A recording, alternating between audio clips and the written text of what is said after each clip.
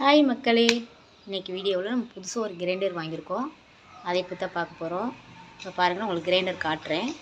இந்த மாதிரி வெள்ளை கலரில் கல் வந்துச்சுன்னா கண்டிப்பாக அந்த மாதிரி ஒரு டைமுக்கு 2 டைம் வந்து சும்மா நார்மலாக அரிசி இல்லாட்டி இந்த நெல்லில் வரும் பார்த்திங்களா, தவுளுன்னு சொல்லுவாங்கள்ல, அது எதையாவது ஒன்று போட்டு கொஞ்சம் லைட்டாக தண்ணி ஊற்றி அரைச்சி அதை ரிமூவ் பண்ணிட்டீங்க அப்படின்னா நம்ம மறுபடியும் என்ன பண்ணலாம், நம்ம நார்மலாக இட்லி தோசை இந்த மாதிரி மாவு வேணுன்னா நம்ம அரைச்சிக்கலாம்.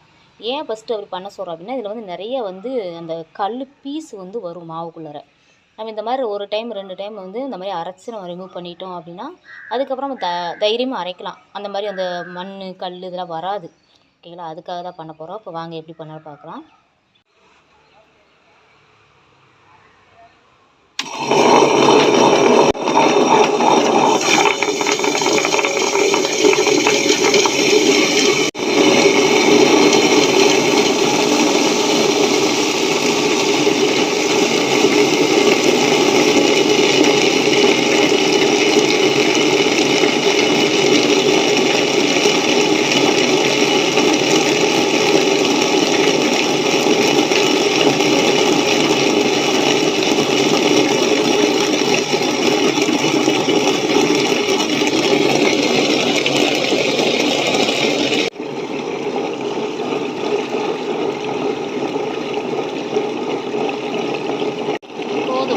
பார்த்தீங்கன்னா ஓரளவுக்கு நல்லா ஓடிடுச்சு.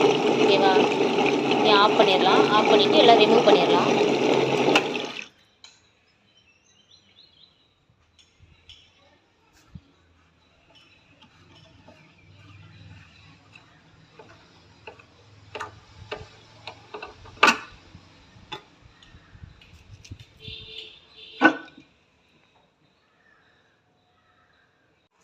பாருங்கள், நான் ரிமூவ் பண்ணிவிட்டு வந்துட்டேன். இன்னைக்கு காஞ்சதுக்கப்புறம் பார்த்தீங்கன்னா அந்த ஒயிட் கலரில் இருந்துச்சு பார்த்தீங்களா, அந்தளவு கொஞ்சம் கம்மியாக இருக்கும். சரிங்களா, கம்மியாக இருக்கும். நீ நம்ம தைரியமாக வந்து இட்லி தோசைக்கு அடைக்கி எதுக்கு வேணாலும் மாவு வந்து நம்ம தைரியமாக அரைக்கலாம்.